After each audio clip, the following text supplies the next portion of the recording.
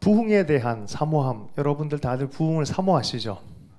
네, 그리고 미국에서도 에즈베리 대학에 지금 부흥의 소식들이 들리는데 계속해서 좋은 열매가 나타나기를 그런 기대함을 해보는 시간들입니다. 네. 부흥, 마음이 떨리죠. 네, 저는 젊을 때부터 부흥에 대한 마음이 아주 경험했으면 좋겠고, 부흥을 보길 원하고, 부흥의 역사를 통하여 하나님이 하나님 되시는 것에 대해서 주의 나라가 우리 이 땅 가운데 우리의 삶 안에 여전히 역사를 하고 있는 강력한 표징이 부흥 아니겠습니까? 그래서 그 부흥에 대한 갈망이 있었습니다.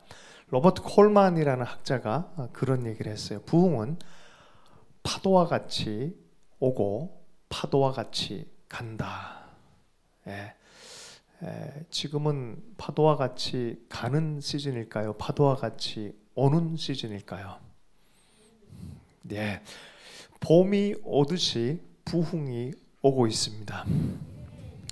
봄이 오듯이 부흥이 오고 있고, 저는 이렇게 예배하고 기도하시는 분들 이렇게 보면서 벌써 우리 귀한 지체들 마음 안에 부흥이 와 있구나 하는 그런 또 하나님 안에서의 믿음의 상상을 이렇게 하게 되어졌습니다. 너무 좋네요. 할렐루야. 예. 부흥에 오는 패턴에 대한 얘기를 이 로버트 콜만 이 박사님 그런 얘기를 했어요. 부흥이 갈 때는 썰물처럼 가버리기 때문에 그때는 사람들이 예수 그리스도를 얘기하는 것조차도 싫어하고 하나님에 대한 정서 자체가 굉장히 반대 정서들이 막 나타난다는 거죠.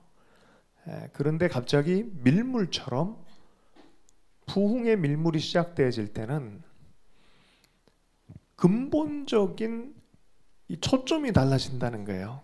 그리스도를 향한 추구의 마음, 주님을 알았으면 좋겠다라고 하는 그 마음이 생긴다는 거죠. 그것도 아주 열렬하게, 어떻게 그럴 수 있을까 싶을 정도로 열렬하게 생긴다는 거예요.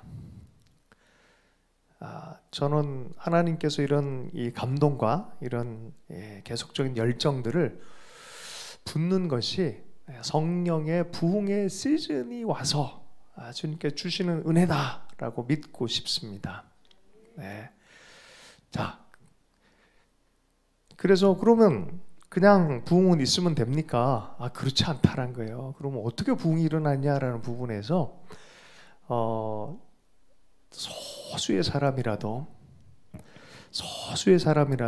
진실로 하나님의 마음을 붙들고 기도할 때 반드시 부흥의 그 뒷면에는 그런 정말 하늘의 미랄 같은 또 끊임없이 기도하는 중보의 역사들이 있었다는 거죠. 이번에 에즈베리 대학의 부흥의 이야기를 들어봐도 몇몇 분들이 미리 하나님으로부터 감동을 통하여 기도하고 중보하는 시간들이 있었다는 것이죠. 그래서 이 모임이 굉장히 의미 있게 제가 느껴지고요. 그리고 정말 사회 전체적인 부흥의 영향력으로 말미암아 변혁까지 일어나는 그 참된 부흥의 열매까지 보기를 원하는 그 마음에 참 하나님께서 기뻐하시겠다 하는 그런 생각을 가졌습니다. 솔직히 밖에서 기다리면서 저 열정 하나님 저도 다시 붙여주십시오 그런 마음이 이렇게 들었습니다. 할렐루야.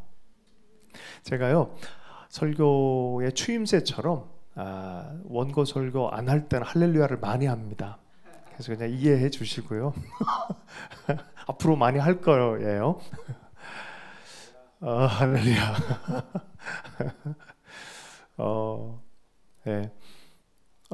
제 소개가 이렇게 되어졌으니까 제가 어게인 1907에 대한 얘기를 사실은 어디 가서 많이 안 합니다. 저는 개인적으로 뭐 그렇게 하는 것 뭐 그렇게 초대해서 이렇게 해달라 그러면은 개인적으로는 얘기를 해도 참 이렇게 말하기가 좀 그래요.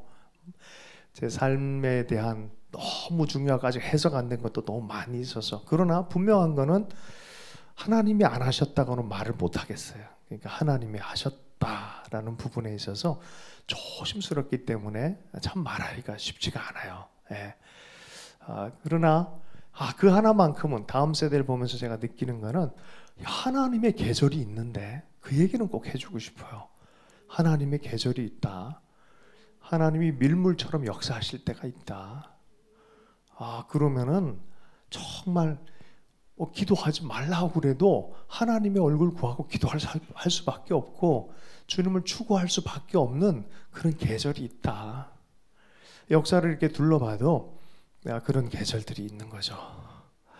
초기에는 부흥의 인물들의 관심을 제가 많이 가졌어요.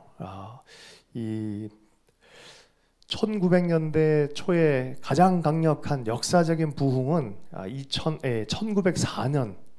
1904년 웨일즈의 이반 로버츠라는 청년 26살 광부 출신의 신학교 준비 신학생이라 그래야 되나? 우리 영국이랑 우리랑 좀 제도가 좀 다른데 이제 막 신학 준비하려고 하는 준비하고 있는 그런 신학생, 실제적 신학을 공부 안 하는 청년에게 주님이 역사하셨죠.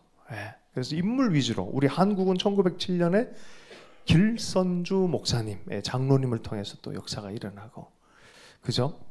1906년 LA는 누구죠? 윌리엄 시모, 흑인 애꾸는 목사님, 뭐 이런 분들.